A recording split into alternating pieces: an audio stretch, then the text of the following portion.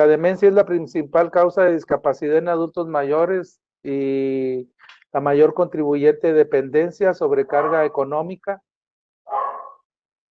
y estrés emocional en el cuidador. Esto es muy importante ahorita. Vamos a hablar de una enfermedad que pertenece a las demencias y donde esta es causa número 1 de discapacidad.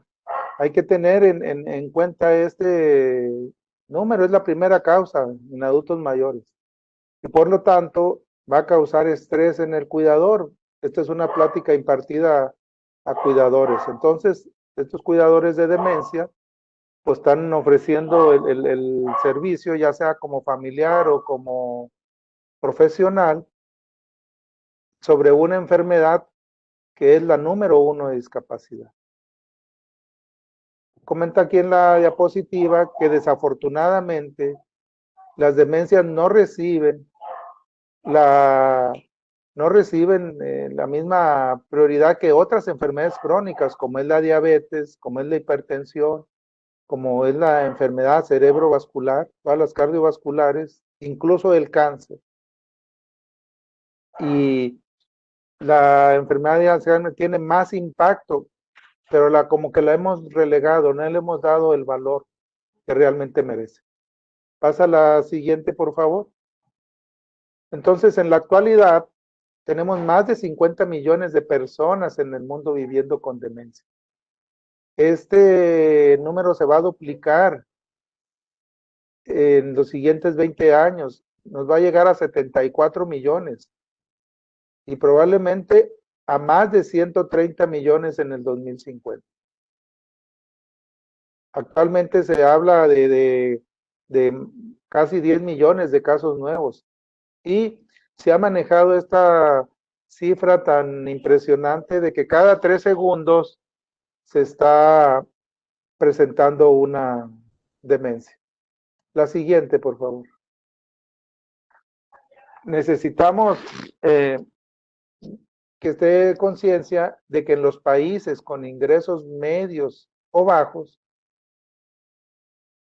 el 94%, fíjense qué porcentaje tan alto de personas con demencia son atendidas en su propio domicilio. La mayoría de las veces sin ningún tipo de ayuda. Eso quiere decir que quien los está atendiendo, pues generalmente los familiares, o sea, casi la totalidad de la demencia es atendida en el domicilio. Les puedo poner, por ejemplo, que aquí en mi estado son cerca de más de 500,000 adultos mayores, probablemente unos 50,000 con demencia, pero en los asilos nada más tenemos a 1,500. De 50,000 con demencia en nuestro estado, Nuevo León, estado de nuestro país, México, nada más 1,500 están en asilos. Eso quiere decir que los otros 48,500 casos estimados, pues están siendo atendidos en su casa. Y un poquito en el hospital, pero por alguna situación aguda. La siguiente, por favor. Bueno, si nosotros nos ponemos a ver, y se los puse allá arriba a la derecha, lo que sería el declinar cognitivo a través de los años, esta historia clínica de la demencia, si se fijan cómo en la parte superior derecha, donde dice preclínica, está luego ya una curva que se hace al deterioro cognitivo leve que posteriormente pasa a demencia. Y del otro lado está el envejecimiento. Entonces vean cómo pasan 20 años mínimo con una secuencia de características fisiopatológicas antes de que ocurran los síntomas. Esta parte es muy importante.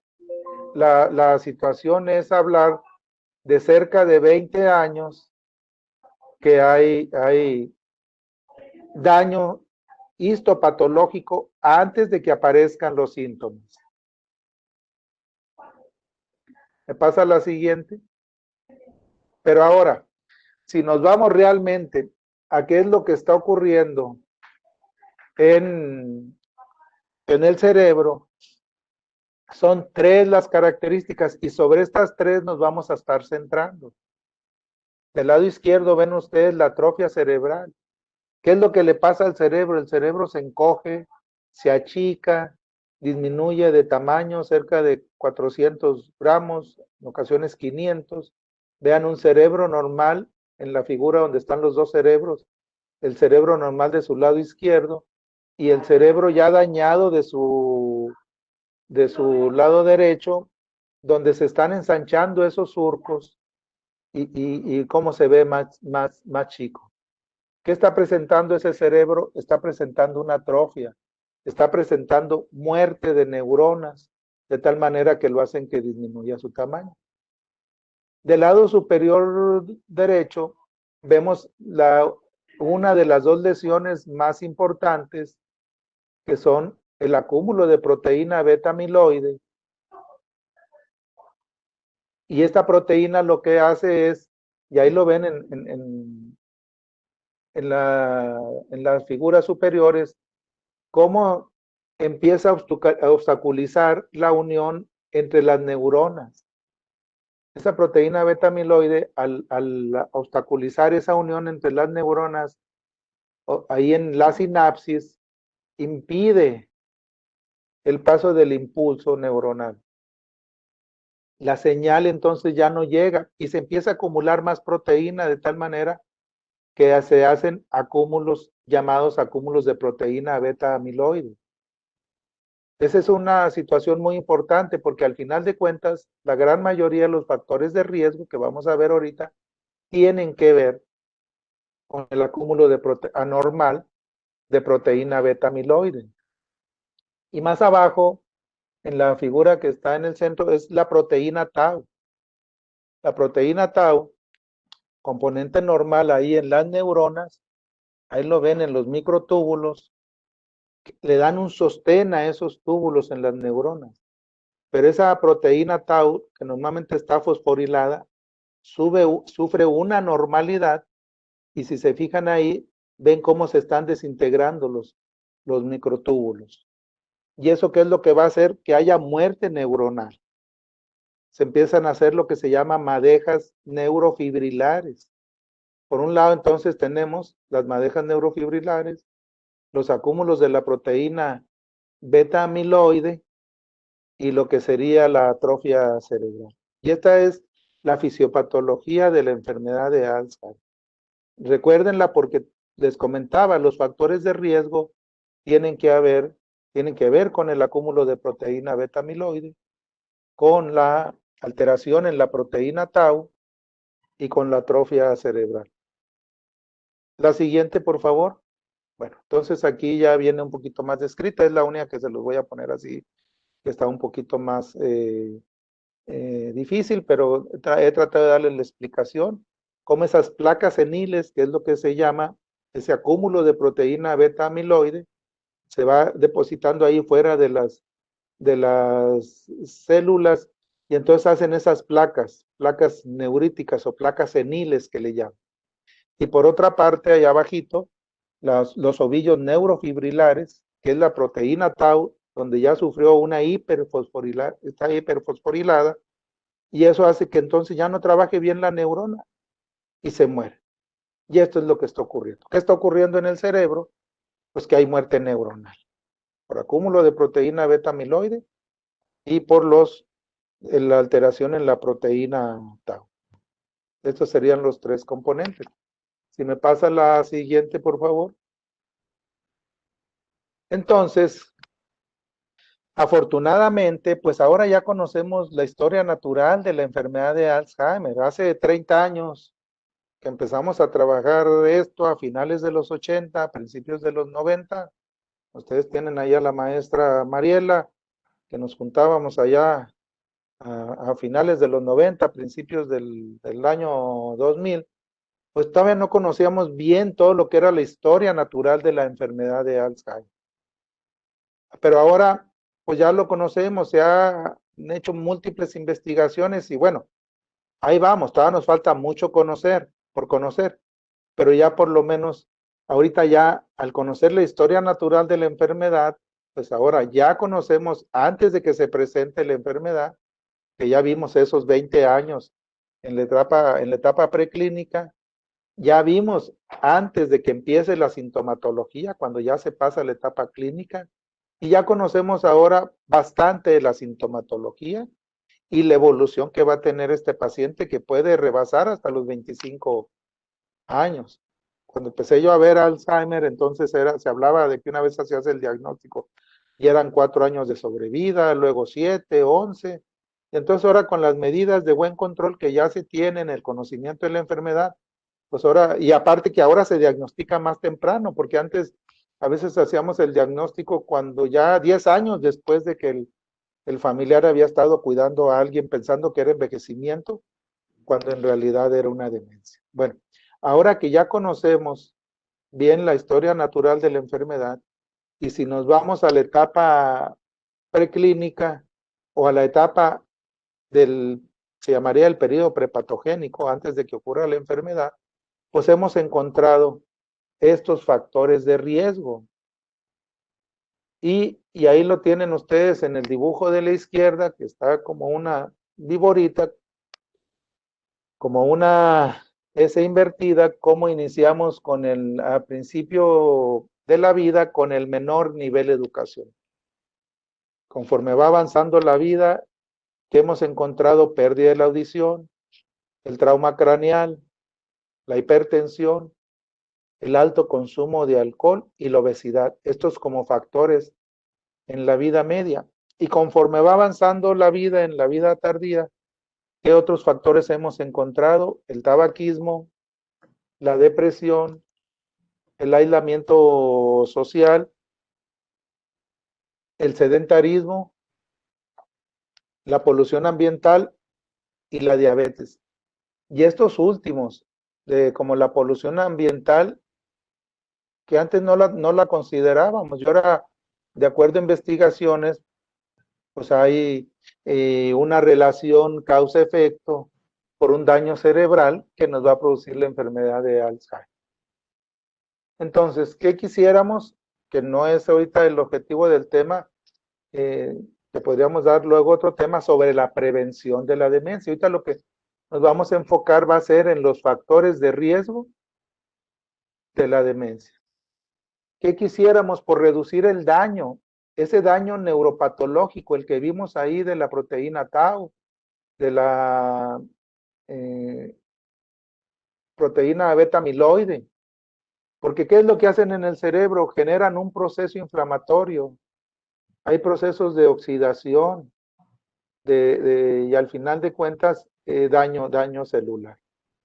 Y por otro lado, también otro factor importante que hemos encontrado es el de aumentar y mantener la reserva cognitiva, que este es otro concepto relativamente nuevo, que nosotros podemos hacer más cerebro todavía, tener nuestra reserva cognitiva.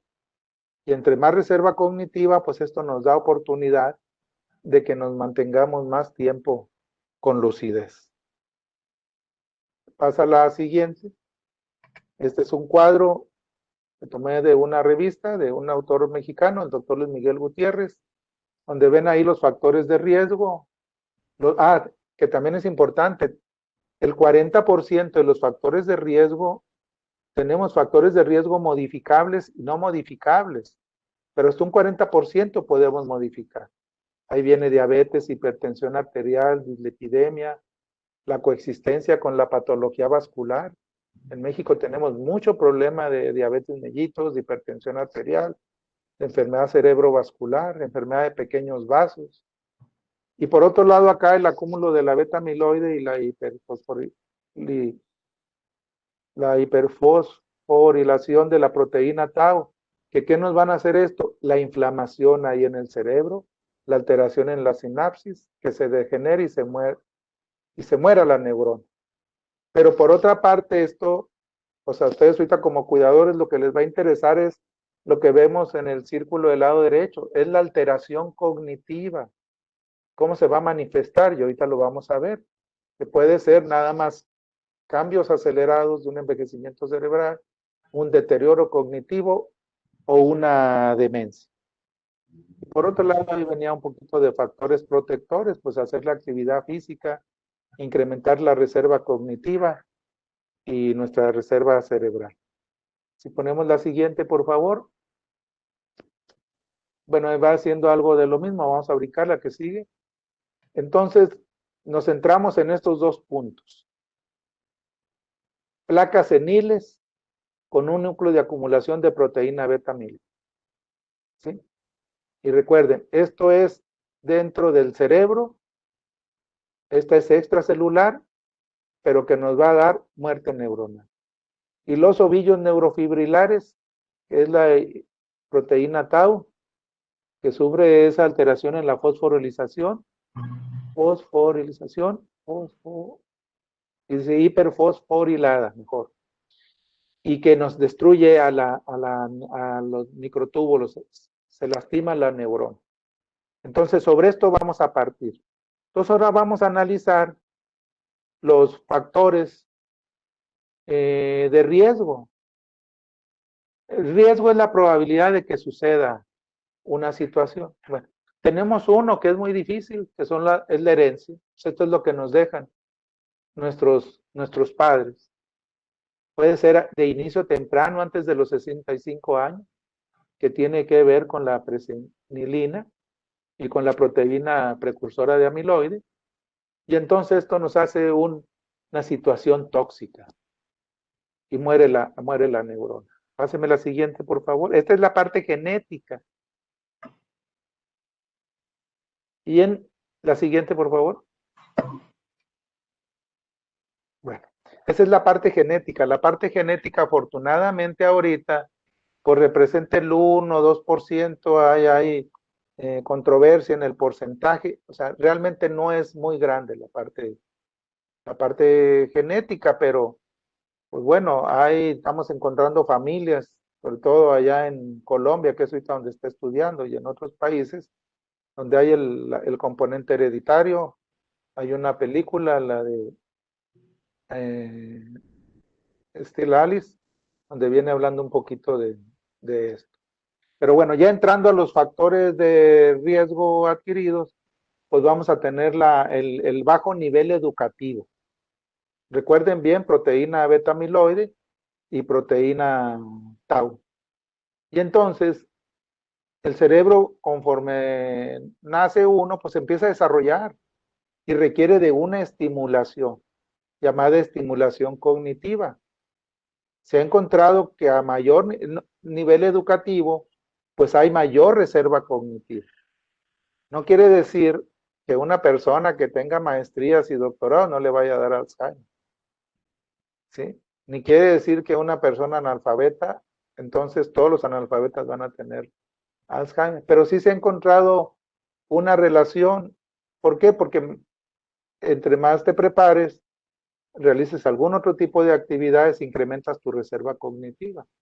Y también puede ser que estilos de vida saludables te ayuden, así como los insalubres, pues influyan sobre procesos de enfermedad. Entonces, este es un factor de riesgo modificable, la educación. Y este es desde temprana edad. Vamos a pasar ahora a los de vida media. La siguiente, por favor. Y entonces aquí tenemos otro muy importante que ha sido la demencia y la pérdida de audición. Esto es nuevo también. No habíamos enfatizado mucho en la pérdida de audición como factor de riesgo para Alzheimer, pero tiene varios sitios por donde pueden relacionarse. En primer lugar, ya se encontró que los adultos mayores con pérdida auditiva se encuentra menos materia gris, que es la parte donde se va a recibir y procesar los sonidos. Por otro lado, ya se encontró también a nivel de audiometrías y de estudios que hay cierta atrofia en el hipocampo, que es la que vemos nosotros en la enfermedad de Alzheimer, que tiene que ver también con la memoria, la corteza entorrinal. Entonces esto ya se ha encontrado. Y por otro, se ha encontrado que la pérdida auditiva se asoció con una peor cognición en aquellos que no usaban audífono. Y la cognición lo vemos en la atención, en la memoria, en la capacidad para encontrar las palabras de lo que queremos expresar. Entonces, ojo, tanto el nivel educativo como la pérdida de visión son puntos importantes que tenemos que encontrar. Y aunque hablamos de presbiacusia, que los viejitos no oyen, hay que ponerles atención. ¿Por qué? Porque aparte tiene que ver con otras cosas también, con aislamiento, con depresión y otros factores que ahorita los vamos a ver. Entonces se pueden conjuntar varios factores. Por lo pronto entonces ya tenemos uno, que sería el nivel educativo bajo, que hay que estarlo trabajando. Y el segundo, la pérdida de la audición.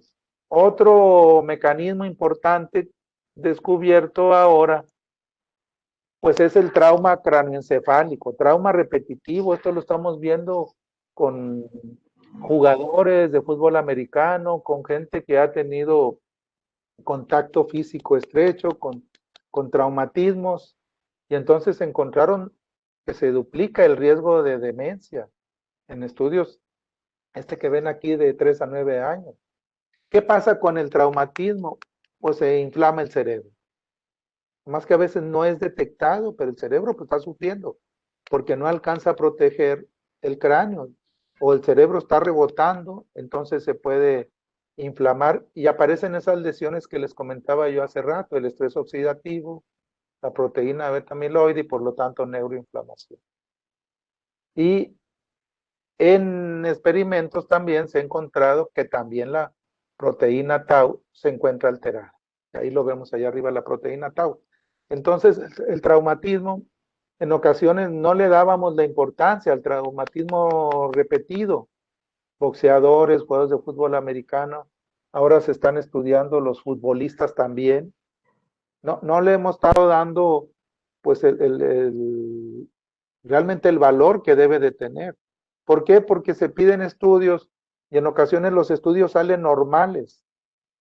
Y si sale normal, pues puede ser porque todavía el daño, no tengamos el aparato todavía con una precisión para que nos alcance a detectar.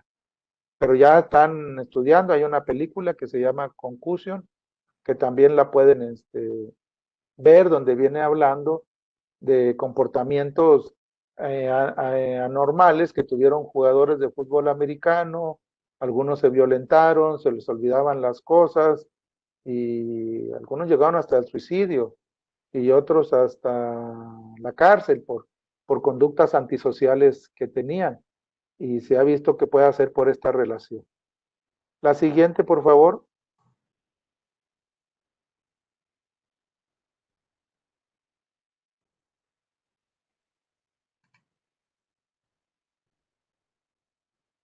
Bueno, otro punto importante que tenemos, ya vimos.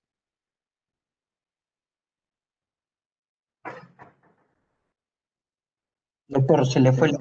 Ahora sí. ¿Ya está el audio? Sí. Bueno, voy reinicio. Ya vimos entonces, bueno, la parte de la herencia, pero entre los factores está, ya vimos el nivel educativo, ya vimos la audición, ya vimos el traumatismo craneal, ahora vamos a ver la hipertensión. Y todos estos factores acaban de salir en un artículo ahora en diciembre, están actualizados, lo pueden tener para que vean la importancia de esos factores de riesgo y sobre todo ese 40% que pueden ser modificables. La presión arterial se ha visto que asociada a un riesgo de desarrollar demencia. Y ojo, el riesgo de demencia aumenta incluso aunque no tengan otro tipo de patologías. Porque a veces uno es hipertenso, tiene angina de pecho, enfermedad cerebrovascular, etcétera. O sea, aquí nada más con tener presión arterial. ¿Sí? Y el otro, que se asoció también volúmenes cerebrales reducidos y alteraciones en la sustancia blanca, ya no en la orilla del cerebro, sino en la zona media, ¿sí? No tanto relacionados con depósitos de amiloide. La hipertensión, pues, lastima los vasos, y estos vasitos pequeños que pueden estar en la sustancia blanca se van a lastimar.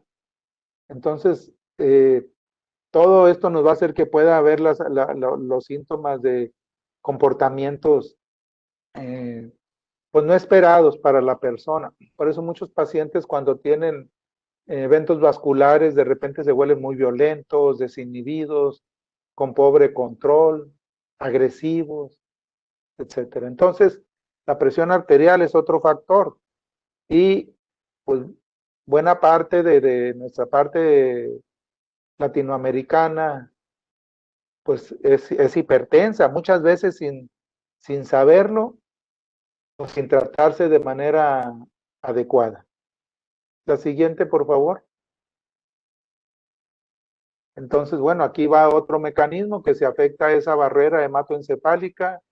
Entonces hay salida ahí de sangre, se depositan, se lastima el parénquima cerebral, lo que habíamos dicho, daño celular, y entonces ya no se trabaja bien el cerebro. Pero también se acumula entonces la proteína beta amiloide, que ya dijimos que es la estrella aquí en los factores de riesgo junto con la proteína tau, y a la larga nos va a dar el deterioro cognitivo. La siguiente, por favor. Bueno, otro factor que también ha estado en controversia, que si el alcohol es positivo porque nos protege contra la neuroticidad de la proteína beta amiloide, pues bueno, pero el asunto aquí es cuando se abusa del alcohol. Entonces se asocia a un aumento de riesgo. El alcoholismo, por lo tanto, pues va a ser de factor de riesgo. Es difícil que alguien se quede con una copita, con menos de 30 cc. Generalmente el alcohólico pues bebe muchas veces sin moderación. E incluso lo moderado, pues hasta dónde sería lo moderado. Entonces, el alcohol es otro factor de riesgo para producir demencia. La siguiente, por favor. Entonces, como lo ven aquí, el consumo excesivo, hay cambios en el cerebro, empieza la persona a razonar mal y termina haciendo su demencia. Es muy conocido desde siempre. Y ahí viene una cierta cantidad de estudios, beber más de 21 unidades por semana y la abstinencia a largo plazo se asociaron con un aumento del 17% en demencia con los que bebían menos unidades. Y aparte, se ha visto que es atrofia del hipocampo en el lado derecho, en resonancia. O sea, también ya se comprobó, no nomás en las pruebas neuropsicológicas, las fallas en respuestas en test, sino también ya en imagen. O sea, el daño estructural. La siguiente. Bueno, otro factor importante y que es un problema muy serio bueno, mundial, pero sobre todo aquí en Latinoamérica, un problema muy importante en nuestro país, pero no se salvan los demás pueblos o países vecinos, hermanos, es la obesidad. Entre más aumente el índice de masa corporal, pues hay esa relación con la demencia, se han hecho múltiples estudios, y entonces este es un problema, también otro factor de riesgo, la obesidad. Hay que tomarla en cuenta. Páseme la siguiente, por favor. Bueno, entonces yo les decía, hay estudios sobre la obesidad, los lípidos, el colesterol, los triglicéridos y cómo estos son factores de riesgo para la enfermedad de Alzheimer. Hace muchos años pues no nos preocupaba mucho el colesterol, los triglicéridos, porque pues acabo ya está viejito, hombre, mira, ya tiene 60 años. Pues sí, pero a lo mejor vive hasta 90, 95, y entonces sí, a los 70 inició con un síndrome demencial. A los 75 inició con un síndrome demencial o a los 80. Y aparte no nomás es ahora cuidar la enfermedad de Alzheimer, como nos tocó allá por los años 90, que era gente delgada, sin patologías y que nada más tenía enfermedad de Alzheimer. Pues ahora tienen enfermedad de Alzheimer, obesidad, hiperlipidemia, diabetes y otras enfermedades que también aumenta el cuidado, la sobrecarga del cuidado y también aumenta el costo, tanto que tengan seguridad social o no tengan seguridad social. Y estas enfermedades crónicas ahorita están tronando mucho los sistemas de salud y en las casas pues están tronando al familiar, que tiene que estar atento al control de todas estas enfermedades, a los cuidados que lleva cada una de ellas, porque la dislipidemia, la hipercolesterolemia, la obesidad implican sus cuidados. Y aparte el paciente demenciado, y aparte si avanza la enfermedad, cómo lo movilizas, cómo lo llevas con facilidad al baño, riesgos de caídas, etc. Aquí viene en el párrafo intermedio cómo la dislipidemia y la obesidad se asocian a un acelerado declinar cognitivo allá por los 65 años, ¿verdad? Entonces hay que tomar en cuenta también este factor. Vayan viendo ya todos los que llevamos. La siguiente. Otro que es ampliamente conocido, pero lo habíamos asociado más a problemas circulatorios en extremidades, insuficiencia arterial periférica, a problemas de cáncer, a problemas pulmonares, pero ahora vemos el daño del óxido nítrico que también puede producir alteraciones cerebrales. También puede lastimar el endotelio en vasos cerebrales y ocasionar o tener esa relación hacia síndromes demenciales. La siguiente, por favor.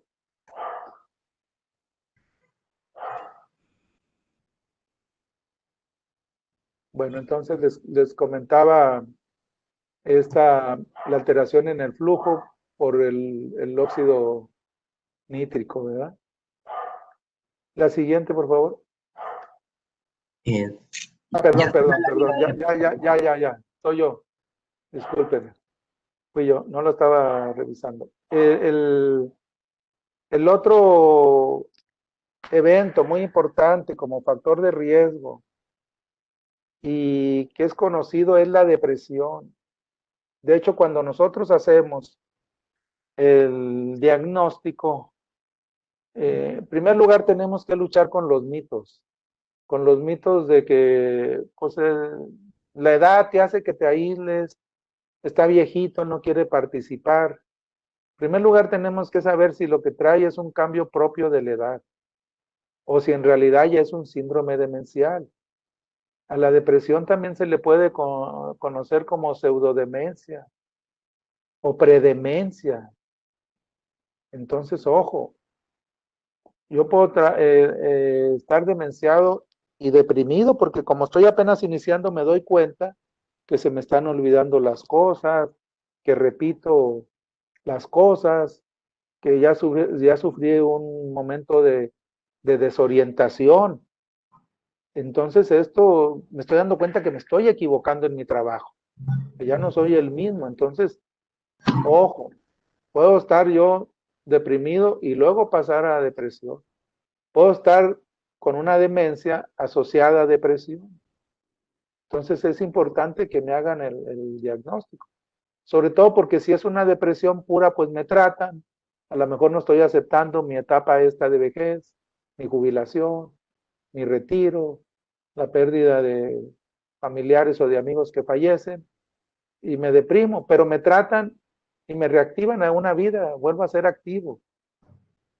Sí, entonces sí hay que hacer el diagnóstico rápido. Entonces, la depresión hay que estarla atendiendo.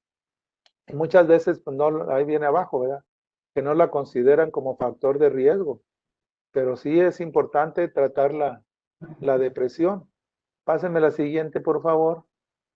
Y aquí lo vamos a ver nosotros en el ligue con el aislamiento social.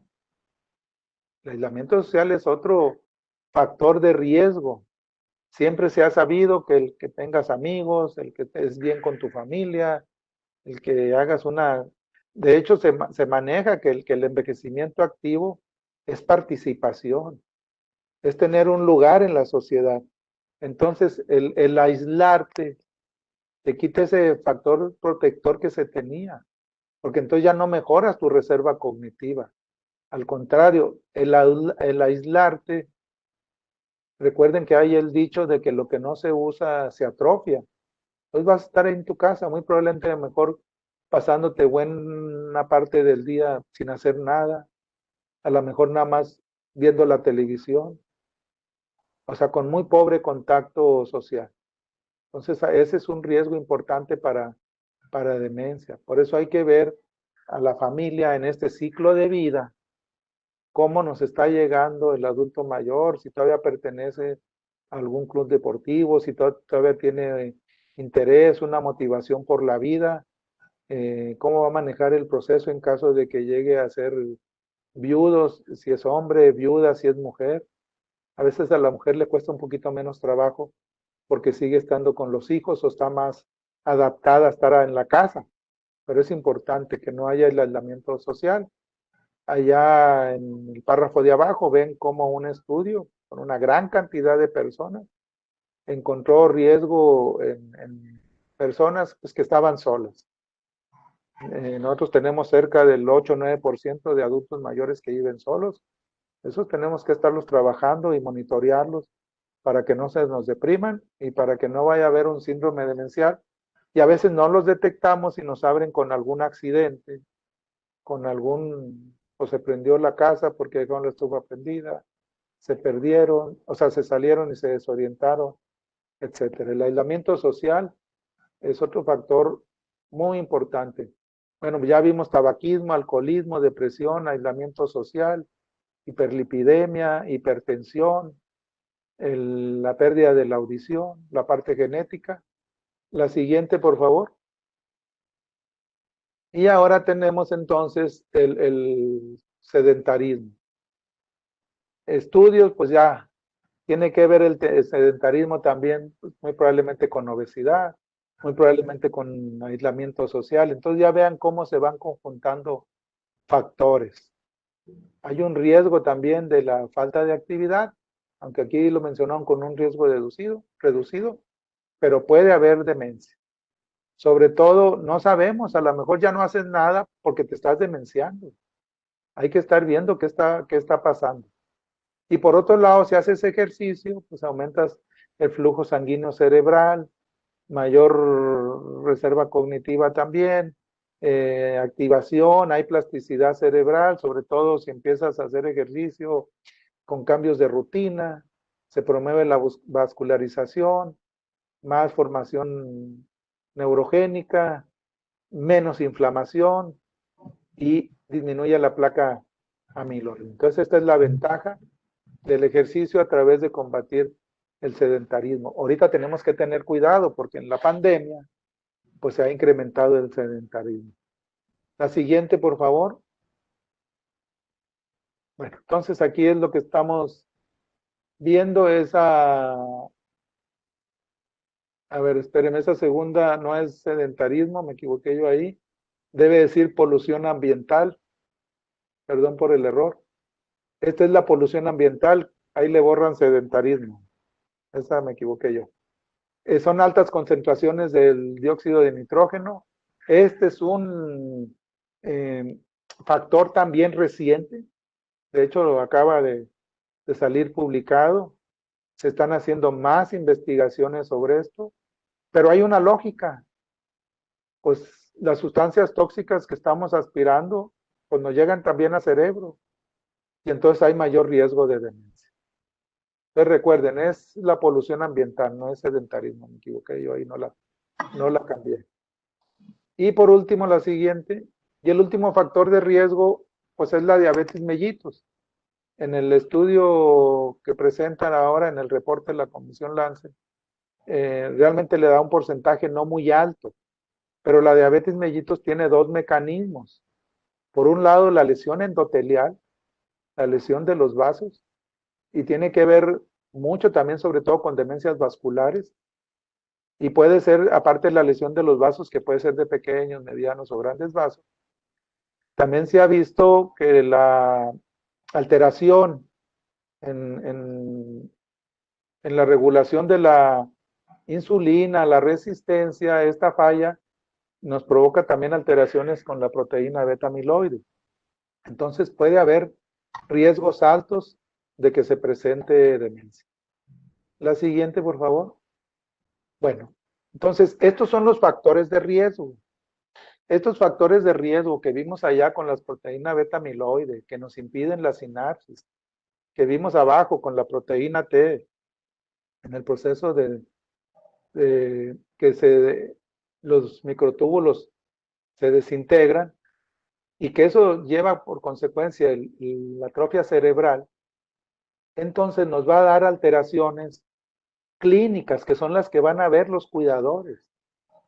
¿Qué es lo que van a ver con el correr del tiempo del que fuma, del que toma, del sedentario, del diabético, del hipertenso? Pues van a ver alteraciones en la memoria, les van a repetir mal las cosas, les van a hablar ustedes que vayan a tal parte y no les van a poner atención. En el lenguaje no les van a encontrar las palabras. Estamos hablando de etapas iniciales. Con el correr del tiempo les van a cambiar las palabras, se las van a cortar, les van a dar otro significado. En la coordinación pues van a surgir las apraxias, ya no van a poder hacer las cosas que requieren construcción, se van a vestir mal, las cosas que llevaban una secuencia, una planeación y su ejecución, una organización, las funciones ejecutivas las van a hacer mal. El reconocimiento, pues es cuando nos empiezan a cambiar los nombres a las personas, confunden a los hijos con el nombre, pero sobre todo, cuando les hacemos ver que están fallando en algo, no traen conciencia. O sea, traen una falla en reconocer esa enfermedad que se está presentando, la anosognosia. En la coordinación van a ser las apraxias, en el lenguaje van a ser las afasias, las funciones ejecutivas, van a ser mal la comida. Si tienen alguna actividad, ya sea que sean pintores o sastres o borden, las amas de casa, etcétera, van a hacerlo con más errores, se desorientan. En el cálculo hay que tener mucho cuidado porque el cálculo se afecta también, entonces pueden hacer errores en las cuentas, pueden los billetes no reconocer el valor de cada uno de ellos, la habilidad visoespacial se afecta, pueden andar con el carro todo rayado, chocan, caminan y golpean a las personas. O sea, todas estas fallas cognitivas son las que vamos a estar viendo y son las que están viendo los familiares. Y sobre todo al principio, pues se las podemos atribuir al envejecimiento. Posteriormente, pues vamos a ver que ya están siendo más repetitivas y a lo mejor ya nos llama la atención. Pero aparte, el paciente en esa situación, pues le vienen sus ideas, pero entonces estas ideas que le vienen, con ese pensamiento y razonamiento y juicio, que si estoy viendo yo la pared blanca y todos estamos viendo la pared blanca, pues esa es la realidad, es que la pared es blanca. Pero si él se le pone ahí una mancha que ve que es un animal y lo quiere matar, pues empiezan entonces esa idea y ese pensamiento o ese razonamiento a ser ya normales, con un juicio alterado. Y ahí es donde también, si nosotros no detectamos que son demencias, pues también nos vamos a enganchar con ellos y a lo mejor a estar peleando. A lo mejor le hablamos a los demás hermanos que vengan a ayudarnos y ellos lo vieron bien en ese momento y nadie quiere venir. Y empieza a haber toda esa serie de problemática por la demencia. Esta diapositiva, la que sigue, por favor. Ya se las había yo presentado. La de, bueno, les había presentado, pero aquí ya sería qué es lo que tenemos que trabajar. Allá está la herencia, la mala dieta, el alcohol, el tabaquismo, que nos pueden dar diabetes, obesidad, hipertensión, el daño neuronal, el daño vascular. Y ahí van viendo la edad de adolescente. En el adulto joven, ojo con la dislipidemia, 50 años, hipertensión, obesidad. En el adulto mayor, esto a la larga nos da la demencia. En el adolescente, los niveles educativos que hay que estarlos incrementando. ¿Y cómo podríamos manejar esto con actividad física, actividad social, estimulación cognitiva, incrementar la reserva cerebral, la reserva cognitiva? Estos serían pues los factores de riesgo, ya de una manera resumida, y los factores protectores. Esto es muy importante que estén ahí al pendiente porque esto nos los va llevando a través de la vida. La siguiente, por favor. La siguiente. Y entonces, como ven aquí en la siguiente, aquí está la prevención. Dijimos, bajo nivel educativo, pues estudiar, hacer alguna otra carrera, una técnica, un diplomado, un curso de actualización. La audición, a estar atentos. Si ya sabemos que, bueno, y por lo pronto revisen los oídos, porque a veces nada más es un simple tapón de cerumen que hay que quitar. Pero si está fallando la audición, pues hay que hacer su audiometría, sus pruebas de función vestibular y ver si con un aparato auditivo queda. Hay programas, Rotarios tienen programas para manejo de aparatos auditivos, hay universidades, hay campañas que se hacen para aparatos auditivos más económicos. El trauma craneal, estar atentos, hay que consultar, hay que saber nosotros con conciencia el factor de riesgo que estamos llevando. La toma de la presión arterial, el control de peso allá por la obesidad. Más abajo acá en la mitad, el evitar el tabaquismo, el control del tabaquismo, el aislamiento social a través de participar con grupos de apoyo, centros de día, grupo de amistades. Si ahorita no lo podemos hacer físicamente, pues hacerlo a través del Zoom, chat, videollamadas, el ejercicio que podamos hacer ahí en la casa, el control de la diabetes y ver de qué manera, y ahí sí tendría que entrar toda la sociedad, pues podemos bajar los niveles de contaminación ambiental. El aire que estamos respirando, sobre todo en las ciudades industrializadas, pues está muy contaminado, es dañino y todo esto a la larga pues va a hacer que se presenten síndromes demenciales. ¿Por qué se van a presentar los síndromes demenciales? Pues porque estamos viviendo más. Entonces vamos a estar más expuestos a todos esos factores de riesgo. Ya les dije, si tercera edad 60 años y ahorita se está llegando hasta los 80, como esperanza de vida, pues son 20 años, más lo que ya llevábamos. Y si aparte vamos a llegar hasta los 90, pues son ya 30 años más lo que ya llevábamos. Las conclusiones, me pasa la siguiente. Entonces las conclusiones serían, pues hay que llevar una vida saludable, saber que los factores de riesgo modificables nos van a ayudar a reducir la aparición de los síntomas, pero que el daño se está haciendo desde muchos años antes.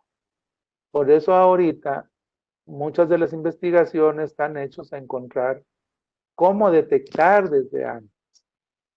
Ahorita por lo pronto a lo que nos hemos estado dedicando más que todo a trabajar con el paciente en la actualidad, a trabajar sobre los síntomas cognitivos, a trabajar sobre los síntomas conductuales y dar bastante apoyo al cuidador. Eso es lo que estamos trabajando, pero hay grupos de investigadores que están trabajando para detectar de manera temprana la enfermedad. Ahorita por lo pronto, pues eso es lo que tenemos. Mucha ayuda al cuidador y continuar con los medicamentos pues ya tradicionales que ustedes conocen para enlentecer el avance de la enfermedad o para la sintomatología conductual que pueda presentar. Y siempre y cuando esta no la puedan ustedes controlar, si en realidad el paciente, su conducta la pueden ustedes manejar con otras medidas, música, manualidades, masajes, álbum de fotografías, etcétera, pues sería mejor para no estar ingresando otro tipo de medicamentos. Recuerden controlar bien la diabetes, la hipertensión, la hiperlipidemia, lo que ya le estamos dando de medicamentos. En caso de que haya depresión, tratarla. Muchas de estas depresiones se tratan en menos de 6 meses. y estar al corriente con su médico, vigilar sus signos vitales. Ahorita estar atentos porque la pandemia también nos modifica los comportamientos tanto de los pacientes como de los cuidadores, o sea, nos ha limitado también la rutina. Entonces traten de que no quede una casa con bastante estrés, porque ya bastante estrés era el estar cuidando y ahora con pandemia se ha incrementado. Entonces traten de no perder la calma, la cordura, los cuidadores. La siguiente. Entonces la enfermedad de Alzheimer afecta a la persona, pero repercute en toda la familia y la actitud de la familia repercute en su seguimiento. Ahorita ustedes como cuidadores estén atentos a lo que hemos estado platicando hoy, que fue los factores de riesgo, pero hay muchos temas que pueden ayudarles a ustedes a que mejoren la atención del familiar y sobre todo a que ustedes estén fuertes, porque pues son la esperanza de su familiar. Ustedes también tienen que ver por ustedes mismos, no suspendan sus proyectos de vida, porque ya vieron los factores de riesgo, o sea, ustedes también adelántense en la medida que puedan a esos factores de riesgo. La siguiente. Bueno, yo con esto termino la charla de factores de riesgo en la enfermedad de Alzheimer. Traté de hacérselas lo más didáctica que se pudiera para que más o menos vayan comprendiendo. Ya saben que las placas seniles de la proteína beta amiloide, la alteración en la proteína tau, y eso lastima al cerebro y lo va haciendo que se haga más chico. Pero por otra parte, también hay más componentes en el cerebro, los vasos sanguíneos, otras células neuronales que también son afectadas por contaminación, por traumatismo, por diabetes, por hipertensión, por tabaquismo. Entonces estos factores de una u otra manera lastiman el cerebro y hacen que con el correr del tiempo se den esa sintomatología que veíamos ahorita, esos comportamientos del paciente y pues todo ese estrés que llevan en el cuidado. Recuerden que la enfermedad es larga, más de 10 años, que hay que estar ahí al pendiente. Entonces, pongan todo el esmero que puedan en el cuidado de la enfermedad de Alzheimer, de la parte cognitiva, la parte conductual, el manejo de las demás enfermedades que tengan. Pongan en orden lo legal también, porque esta consume también bastante dinero la enfermedad por tanto tiempo. Cuiden el patrimonio de su familiar para que no sean sujetos de abuso. Ustedes descansen para que tampoco estén tan estresados y se hagan factores de riesgo de un maltrato en el adulto mayor. Ustedes tienen el derecho también a ser cuidados. No dejen que el familiar por su pérdida de control, por su enfermedad, los maltrate. Hay que tratar de llevar esta enfermedad lo más que se pueda en paz. Muchas gracias. Estoy Muchísimas atento a sus gracias, comentarios. doctor. Y ahora sí, no sé si podemos pasar a la ronda de preguntas. Y tenemos una consulta, doctor, y hay una señora que nos comenta de que su mamá actualmente tiene 90 años, es hipertensa, diabética y sufre de Alzheimer. Y la pregunta que nos hacen es si ella o su hermana tienen riesgo de sufrir la misma enfermedad. Pues miren, yo ahorita les comentaba que el porcentaje realmente es muy bajo. Anda como en el 1%. La mayoría de los casos es esporádico. Pero como hay los antecedentes familiares, lo ideal sería, y si ellos quieren, porque esto también requiere de un consentimiento informado, pues yo les recomendaría que se acercaran a la asociación, investigaran quién en el área está trabajando esa parte, de la parte genética, la parte de la herencia, para que puedan en un momento dado, si son candidatos, hacerles estudios. Yo les comentaba ahí en la película de Still Alice, donde la actriz principal tiene la enfermedad de Alzheimer. De los 3 hijos, uno no acepta, 2 aceptan, uno sale positivo, otro sale negativo. Ya aquí sería cuestión de que se acerquen para estarlos estudiando. Porque para qué vamos a dar ahorita una ansiedad anticipada, un estrés si no vamos a tener yo no les podría transmitir ahorita una seguridad. Sería mejor que en esa parte genética, y de hecho ni le iba a mencionar, nomás que, bueno, no lo quise obviar, porque en realidad vamos a hablar de los factores de riesgo, pero está la herencia también que es importante. Doctor, nos hacen una pregunta y nos dicen si las personas que sufren de autismo, ¿no? De algún grado de autismo, que tienen estos problemas para sociabilizar, pues podrían ser proclives a tener un cuadro de demencia o desarrollar demencia a la adultez. Podría ser, no he estudiado yo autismo solo, como para niños, para jóvenes. No lo he buscado yo específicamente para síndrome demencial, pero ahorita viendo los factores de riesgo, pues podría haber, pero no quisiera yo adelantarme a decir algo, porque por otra parte también tienen unas habilidades, he estado en contacto con ellos y tienen unas habilidades de estimulación cerebral tremendas y a veces mucha más inteligencia que mucha la gente que lo estamos rodeando. Entonces, por ese lado tendrían otro factor positivo, o sea, protector. Pero ahorita no quisiera yo mencionar algo que no estoy seguro, la mera verdad. No le he estudiado yo autismo con Alzheimer. Ahí le Muchísimas quisiera gracias. una pregunta de la memantina. A ver, aquí tenemos una pregunta, ¿no? Dice, quisiera saber si la citicolina y la memantina pueden ser utilizadas en el tratamiento del Mm, Alzheimer.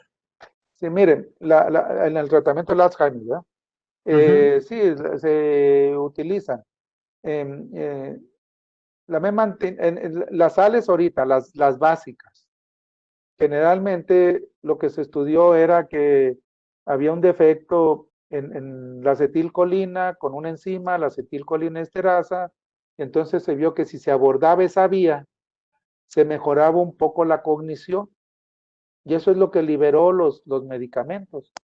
El primero que salió fue el Tacrin, la tacrina allá por los 90, pero había que hacer pruebas hepáticas, era dañino para el hígado, había que darle varias dosis, duró muy poco en el mercado.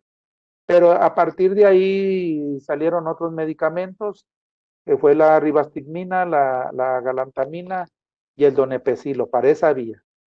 Y luego posteriormente salió otro medicamento, que fue la memantina, con otra vía diferente. Pero ¿cuál es el objetivo de ambos? Enlentecer el avance de la enfermedad. O sea, no hay un tratamiento curativo, sí pueden ser útiles los medicamentos, de hecho, los recomendamos.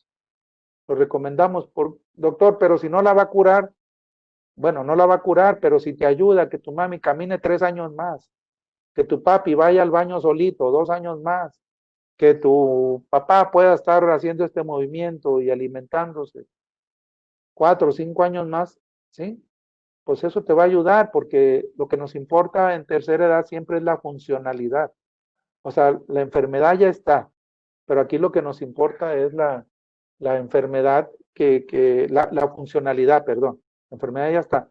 Lo que nos importa es la funcionalidad. Entonces, entre el paciente, entre más siga siendo independiente, eso es lo que trabajamos siempre con los grupos de apoyo. Permítanles que sigan siendo independientes. Entonces, el medicamento aquí, estos 4 medicamentos que les comenté, pues tienen esa función de enlentecer el avance de la enfermedad para la parte cognitiva. Para la parte conductual, pues ya hablamos con los familiares. La conducta se va a tratar si no si realmente te está generando problemas. Y va a ser específica para lo que te diga. Yo les puse ahí más la parte cognitiva, no les puse tanto la parte conductual de las alucinaciones, los delirios, ya me quiero ir de mi casa, me están robando, me están envenenando, etcétera. Cuando esa parte conductual está siendo muy problemática, ya daremos otros medicamentos, en ocasiones hipnóticos, antidepresivos, antipsicóticos, pero eso tiene que verlo ya con su médico para que le vaya explicando, porque estamos pensando que el paciente puede tener nada más la enfermedad de Alzheimer, pero también puede tener diabetes, hipertensión o otro tipo de enfermedad. Y no vaya a haber interacción con los medicamentos. Muchísimas gracias. Y tenemos otra pregunta y nos hacen la consulta. ¿A qué edad y qué pruebas se deben hacer para el diagnóstico de esta enfermedad? Normalmente la veíamos en personas mayores de 60 años, 65, 70, pero ahora hemos tenido pacientes ya de 38 años, 42 años, 50, hemos visto que se ha adelantado un poco la edad. También, ¿por qué? Porque pues ha habido ya más información. Anteriormente, bueno, todavía en algunos lugares pues no se puede hablar de Alzheimer, de demencia, porque pues tiene un estigma, pero generalmente más se habla ya. Y entonces la población, las asociaciones están sensibilizando. Entonces, si alguien se está dando cuenta de que anda fallando, sobre todo la memoria, que es con lo que primero empiezan, hay los signos de alarma, el repetir las cosas, la desorientación, el de repente salir, darte cuenta que saliste con un zapato de uno color y de otro color, y pues bueno, a lo mejor estaba oscuro, pero al otro ya lo repites, etcétera, ha hecho que la gente se acerque. ¿Qué se les recomienda? Que vayan con su médico general, con su médico familiar, y le comenten, y él les va a hacer algunas preguntas muy sencillas sobre las funciones cerebrales superiores, la orientación, la memoria. Hay test, 4 o 5 preguntas, y entonces, pues ahí uno se orienta si andas bien o en realidad lo que traes es una desatención por estrés, andas muy cargado en el trabajo, traes una problemática familiar, o en realidad si hay algo de sospecha que pueda ser un síndrome demencial. Y entonces ya ese médico sabrá si lo manda con un neurólogo, si lo manda a hacer una valoración neuropsicológica, que si estas son positivas, pues entonces generalmente ya se pide un estudio de imagen para clasificar la demencia, porque la demencia nada más es que nos fallan las funciones cerebrales que no permiten hacer la vida normal, la atención, el lenguaje, el cálculo. Pero ya si hacemos el diagnóstico de demencia, ahora tendremos que saber si es Alzheimer, que es el número 1 de las demencias, 60, 70%, pero la segunda es la demencia vascular. Ya hay mucho paciente obeso, hiperlipidémico, diabético, hipertenso. Y otras son mixtas, pero también hay que ver que no vaya a ser un Parkinson, que no vaya a ser otro tipo de demencias frontotemporales, cuerpos de Levy, etcétera, que ya esas, a veces los comportamientos son diferentes y conviene que la familia sí conozca específicamente qué tipo de demencia es. Pero más o menos ese es el protocolo. ¿A qué horas pueden ir?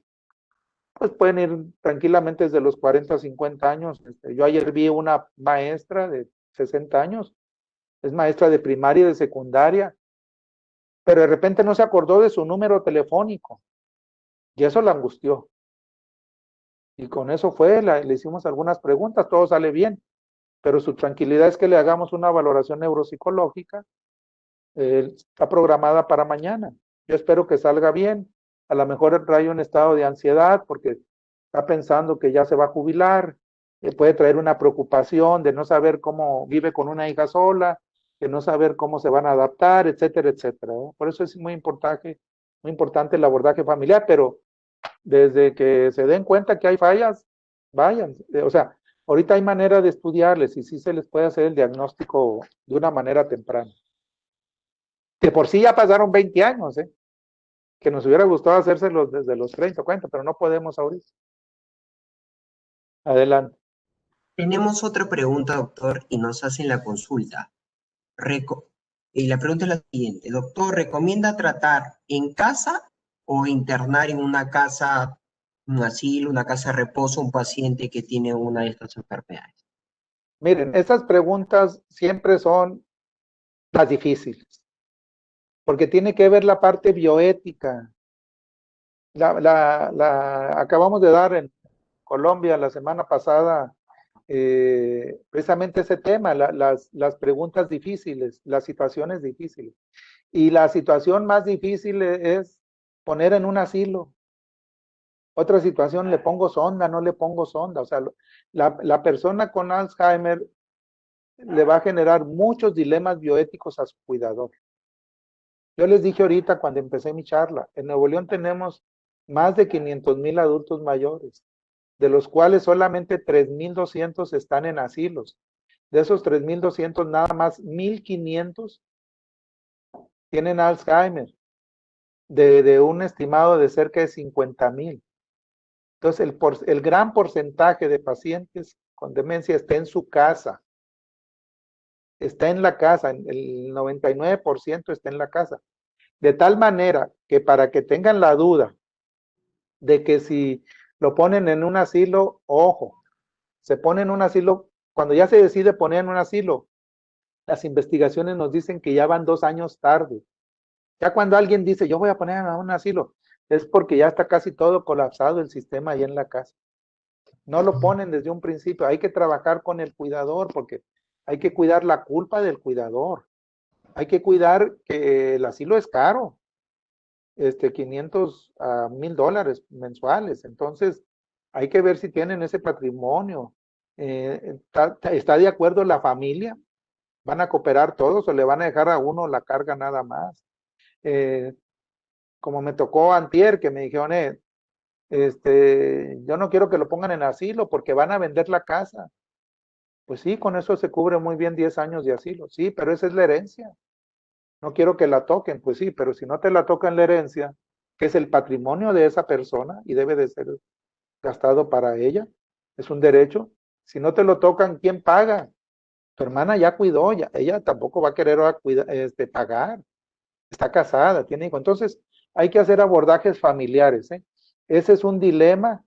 Hay que hablar con la familia. Yo les puedo dejar mi WhatsApp o pueden acercarse a la asociación. Hay protocolos de manejo de dilemas, metodología de dilemas, a ver qué tienes de un lado, qué tienes del otro lado, qué ventajas, desventajas, para tomar la mejor decisión y hacer la selección mejor en caso de que se vaya a un asilo, que les permita vigilarlo, etcétera, etcétera. Y trabajar la culpa en caso de que se tenga.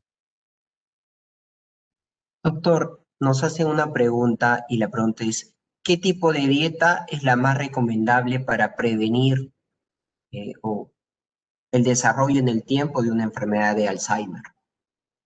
Bueno, yo no les hablé más que generalidades, porque el objetivo del tema era realmente profundizar en los factores de riesgo. Por eso les comentaba que tendríamos que, no necesariamente yo, sino que ella dar una segunda plática para específicamente cómo se debe de monitorear el control de la presión arterial, el de la glicemia, el de la hiperlipidemia, el de la obesidad, qué tipo de ejercicios, qué tipo de alimentación, que podría ser 1 hora tranquilamente estar hablando con una licenciada de nutrición. O sea, se ha visto que si la dieta mediterránea, que si una dieta baja en carbohidratos, el control de las grasas, en realidad la generalidad sería que fuera balanceada, equilibrada, con sus proporciones adecuadas. O sea, sería un tema, no hay una dieta así de que yo ahorita ya le diga, sino tendríamos que profundizar un poco más en el tema, porque esto es más que todo de actitud, para que la familia consuma verduras, frutas. Hay que hacer la dieta, tendríamos que ver en este caso el paciente está obeso, no está obeso, eh, qué tipo de actividad lleva, hacer un recordatorio dietético de 24, 72 o de una semana para ver el tipo de alimentación normal que lleva y sobre eso hacer ajustes para una alimentación normal. Muchísimas gracias. Y aquí hay una pregunta y nos hacen la consulta. Es un poco sobre genética y nos dicen si una persona tiene un gen ApoE E4, ¿tendría mayor probabilidad de desarrollar una enfermedad de Alzheimer? Pues mire, si tiene el ApoE4, tiene más probabilidad, ¿sí? Porque es el que estamos en el riesgo. Pero tendríamos que estudiar a esa persona, qué más tiene, porque como les dije ahorita, no todos la van a presentar. Nosotros ya hicimos una investigación, e incluso con familiares, hasta para saber, si querían saber, ¿verdad? Yo aquí le recomendaría a esta persona que hace la pregunta, acérquese a la asociación, porque ahí en la asociación puede estar alguien que esté trabajando este punto específico y ya entonces que platique y ver si está solo, si tiene más hermanos, etcétera, etcétera, etcétera. No quisiera profundizar yo tanto en la genética aquí. Muchísimas gracias. Y hay una pregunta y nos hacen la consulta. ¿La lectura sería un factor protector en esta enfermedad? Sí, todo, ¿qué se recomienda? Tanto de prevención como de manejo. Recuerden que todo lo que sea que estén leyendo, pues está estimulando al cerebro. En la lectura permite imaginación, ¿sí? Sí, estamos hablando de una persona que no tiene, me imagino que está preguntando. La lectura permite la imaginación. Uno eh, se, se va a esos lugares de lo que está leyendo, hace que empiece a planear, a imaginarse situaciones, si se está enfrentando un peligro, cómo va a salir, etcétera, etcétera. Entonces todo hace, cambia la rutina cerebral, por así decirlo. Entonces eso qué va a favorecer eh, la plasticidad neuronal, mayor desarrollo de sinapsis. Entonces, la lectura es muy positiva, como el practicar algún idioma, como el practicar algún instrumento, como entrar, como les decía yo, a cualquier tipo de clase y sobre todo todas esas cosas que son de rutinas diferentes, ¿sí? El pintar en algo, o sea, todo eso que haga que estimule el cerebro, estimula más vías y abre más caminos. Imagínense una carretera que nada más por esa circulamos y ya nunca circulamos por ningún camino, pues eso se van a llenar de hierbas. Pero si un día vamos por un lado, otro día vamos por otro lado, ahora intento cepillarme con la siguiente mano, etcétera, etcétera. Todo esto estimula el cerebro. Y la lectura es una de las mejores. Quizá, esa podría ser la última pregunta, doctor. Nos hacen una consulta. Si una persona, pongo un ejemplo, de 41 años, que presenta episodios de olvido recientes, con estas características, ¿se puede considerar que esta persona tiene Alzheimer? ¿O No, qué no, no, recomendación no, le no, no, podemos no, dar? no, no, mire, la demencia es un acúmulo de expresión clínica, no es una sola función cerebral. En ocasiones hay quien tiene una falla única, puede tener un evento vascular que se llaman infartos estratégicos y ahí le afectó. Pero el que traigan los olvidos ahorita, yo le recomendaría que asista a consulta. Si realmente trae el olvido, puede ir con su médico familiar, puede ir con un neurólogo y ya se le ve, la evaluación neuropsicológica le va a examinar todas las funciones cerebrales y va a determinar si trae falla en varias.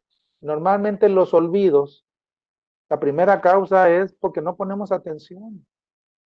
Traemos nuestra cabeza llena de deudas, de trabajo, de pendientes con los hijos, de muchos pendientes. Ahorita incluso hasta puede ser hasta de temor por la pandemia, salgo, no salgo, o sea, todo eso a dónde se va, dónde afecta la atención. ¿Y dónde se manifiesta esto? En el aparente olvido. O sea, yo puedo traer mi carro y no pongo atención, se me olvida que esté el semáforo. Incluso se me puede olvidar que esté en verde y como en rojo y yo como que ya le di. O sea, eso no es Alzheimer, esa fue una falta de atención por las preocupaciones que traigo. Yo le recomendaría que vaya a consulta, primero con su médico familiar, a lo mejor es un síndrome de ansiedad, puede ser un estado depresivo que traiga enmascarado, y al ya consultar, no nomás traen los olvidos, traen el insomnio, traen otra serie de situaciones que ya nos ayudan a hacer el diagnóstico. Para hacer el diagnóstico de síndrome demenciales es muy importante la historia clínica para los antecedentes, la exploración física, la valoración neuropsicológica y en caso la valoración neuropsicológica nos da normal, solamente tu cambio propio de la edad con tus fallas. También se me olvidan las cosas, yo tengo 64 años, también me puedo desorientar, también X, pero hago mi vida normal.